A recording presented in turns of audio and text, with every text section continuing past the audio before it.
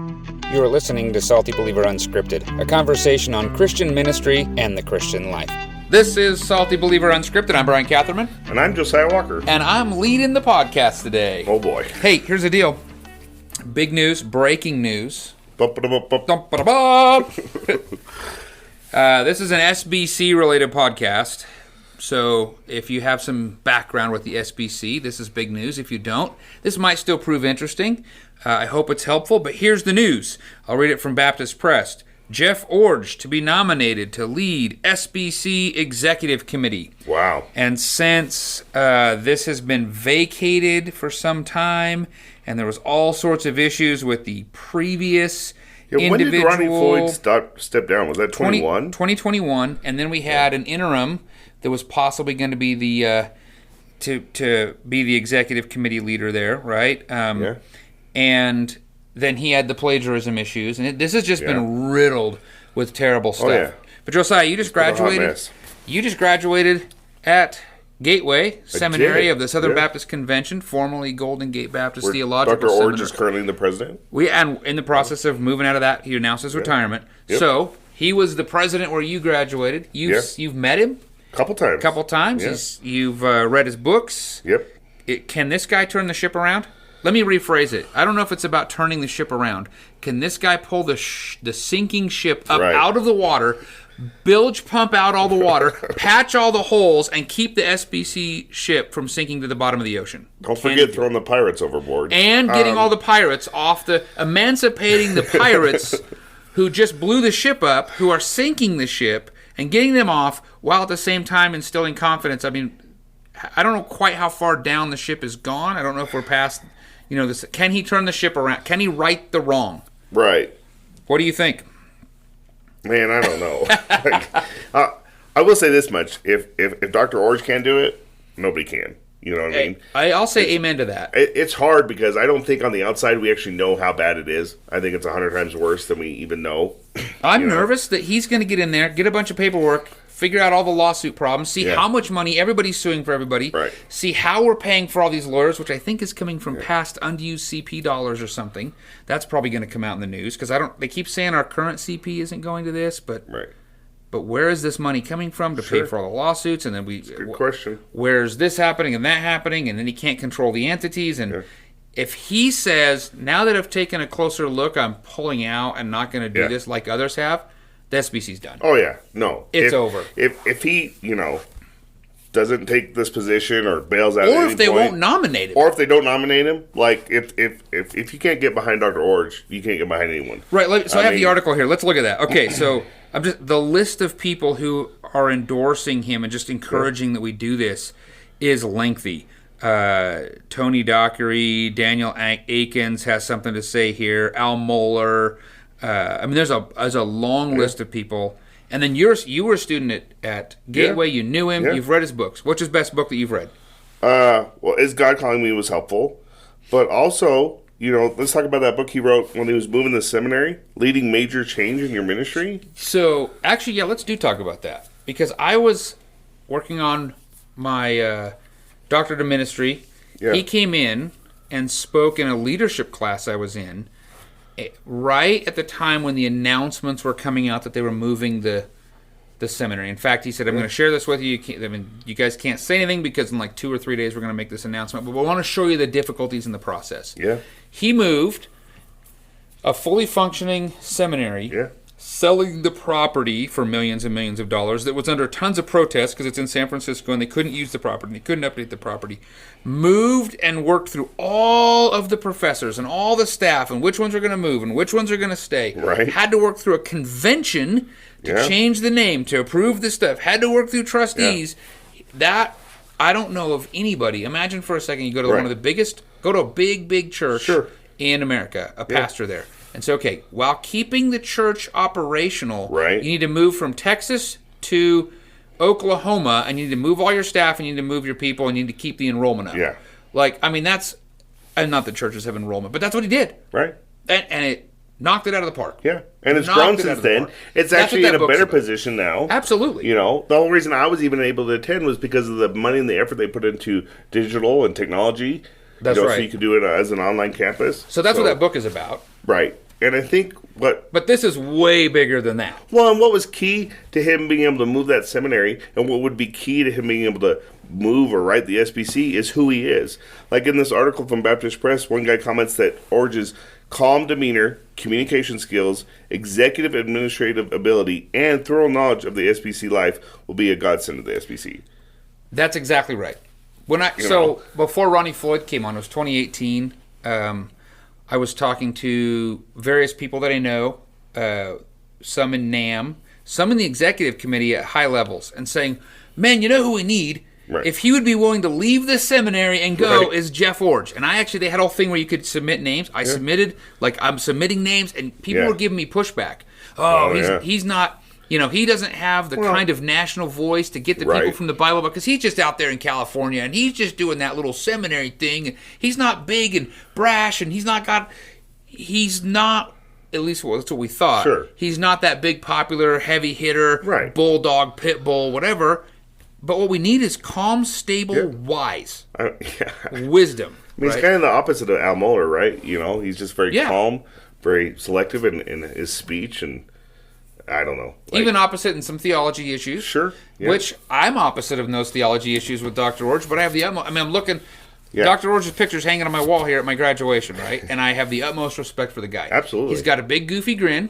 Yep. He's the nicest guy in the world, but he's just like, oakley dokley neighbor. But out of that humility comes wisdom that people want to work with. And I don't know that this was on his agenda or his radar when he announced his retirement. I think he was looking forward to going and being a grandfather.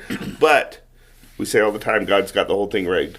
So maybe in God's sovereignty, he's opening the door for this. Because I'm telling you, if Dr. Iorg can't do it, there is no hope. That's it. Let's talk through this, though. So he's he would be, if they nominate him, he would be responsible for the executive committee of the Southern Baptist Convention, which that's the messengers speak into all that. But here's the deal. The messengers don't have very much authority over any of the other entities. All they can do is affirm the trustees. So there's a whole process about getting trustees. And here in Utah and Idaho and half the western states, you don't even get trustees at the schools and NAM and whatever. Right. So we have no voice that way. Right. But he won't have any authority over the North American Mission Board, the ERLC, which is the Ethics and Religious Liberties Committee, the International Mission Board, Guidestone, Lifeway. He just has the EC part of it. So are all these problems rooted in just the EC? I don't think so. Are problems rooted in the EC? Absolutely. Okay, so we have, I don't think so with the other stuff. Right. So he fixes the EC. Does that have enough, if he really gets that grounded, can keep people coming, will that have the kind of impact, or do you think it'll have the kind of impact that influence the massive problems in NAM, some of our seminaries that have problems, some of the weird ideologies with all sorts of stuff, the lawsuits galore? Do you think he can, I don't know. I think it would help, because here's the problem. With no clear leader, no clear vision at the top, it's hard for any of the other entities or anybody to know what they're doing, where their vision is. I'm seeing a lack of leadership and vision at the state and local levels. Yeah. Because because no one knows what we're doing. No one's steering the ship. There's no purpose. So I think to have him there kind of guiding us and leading us and saying, hey, this is what we stand for, this is where we're headed, and fix some of those issues, I think there'll be a trickle-down effect into these other entities and areas. I don't know the inner workings of the SBC the way you do. You've served on more committees than I do. But how do you create change? How do you cause change in entities like NAM or the International Mission Board or anything like that when they are kind of self-autonomous? So there's a lot of ways. Do you think that he might actually be detrimental in creating the right change in this way? Knowing Dr. Iorg, he's really going to be pushing that we keep giving big money to the cooperative program, which keeps big money funneling to, say, the North American Mission Board that has all kinds of problems. And until churches say, I can use that money in better kingdom alignment elsewhere, rather than giving to this or the other thing, which, frankly, that's what we've started doing. Right. We didn't see vision. We didn't see direction for the last 5 years in our local entities and national entities. And so we go, what can we partner with that aligns, that's exciting, that has purpose and vision, and is doing kingdom work again? Right. So if all these churches got excited about that and found those avenues, we'd be doing a lot of kingdom work. But what happens if he comes in, gets us excited to give to the CP, which is a great thing, But then it all goes to those entities, and then we don't change course. Could that be more detrimental than good? I love being in the seat where I get asked the questions. What do you think? I think it's going to take time. I think he could get people excited, and maybe a small percentage will get excited. But it's that old saying of the proof is in the pudding. Like, we're going to have to see some time pass and see how things go. See how the convention goes this summer. So, okay. I have had conversations with 2 or 3 pastors in our local area. Sure. Connected with the same denominational stuff. And the conversation has basically gone, we're kind of waiting and seeing what happens in June, and depending on how it goes in June, and then for us, we have a state convention like in October. So there's a wait and see, and so for those individuals, it's like, depending on what happens this year, we might be done altogether. We might say adios and look for other avenues. That was a couple guys. I feel that way. I get it. I know why they feel that way. I felt that way last year. Like, man, this is tough. And one of those guys said he knows of like 6 people, 6 pastors, 6 churches in our local, 2-state deal, thinking about that with the SBC. And this is a very small sample, of course, but there's got to be a ton of churches out there saying, this is after last year, this year, what's going to happen with the law amendment to the, what do they call it, the constitutional amendment thing, women in ministry thing. Is there going to be a big witch hunt with everybody fighting over this thing and that thing, and what happens with all the lawsuits, and there's a federal government lawsuit, and if a lot of people are in the wait and see mode, which you just said, the proof's going to be in the pudding, and they're in the wait and see mode for like this year, do you think they're going to give Iorg 1 more year, 2 more years, 5 more years, no years? What do you think's going to happen? I think so. I think. What do you feel like? What do you feel like he needs to see if the pudding has the proof in it?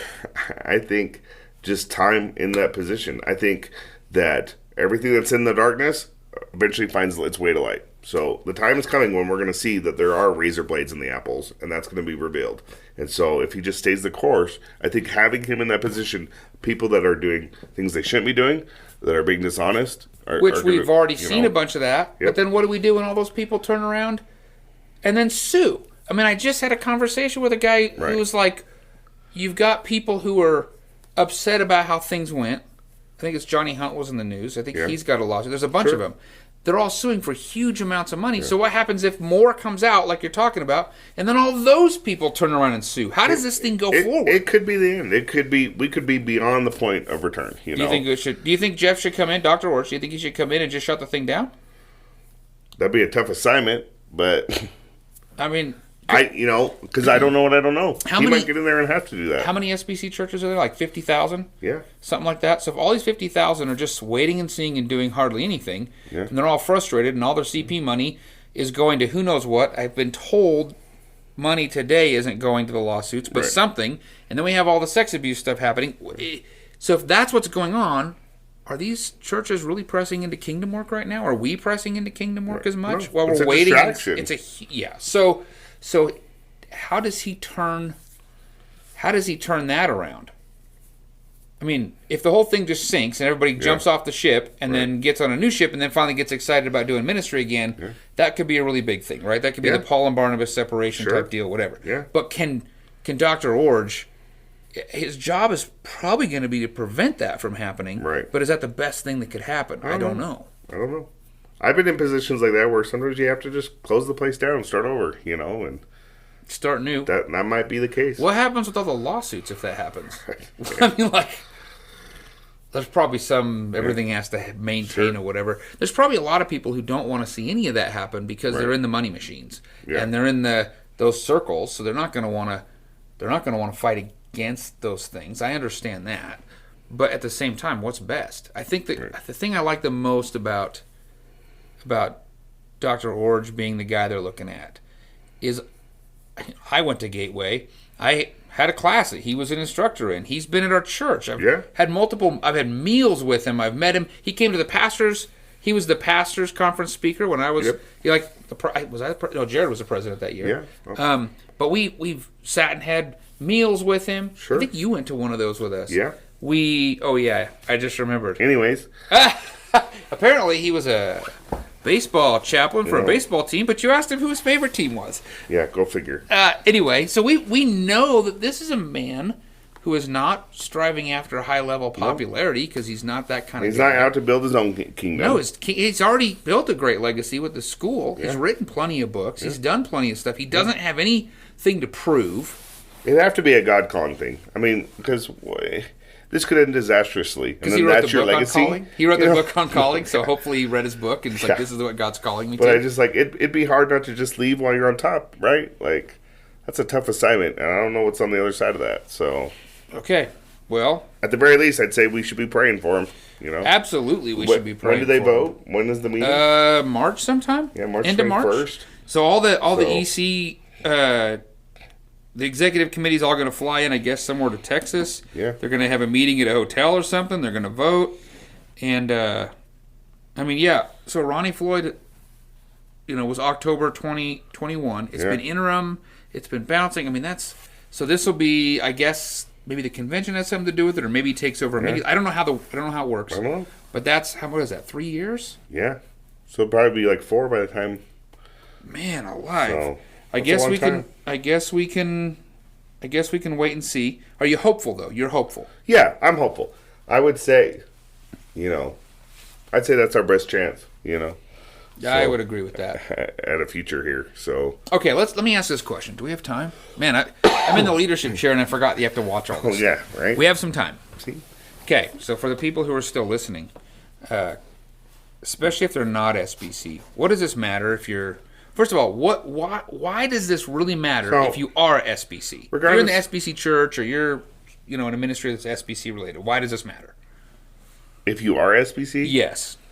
Well, because this is the future of the SBC, and it's already we already know of a handful of churches and pastors who aren't giving because of the uncertainty of the future. For sure. So if things don't get fixed or things don't get righted, that's only going to multiply. And do you think all this stuff is helping or hurting the ministry that even we do at our church?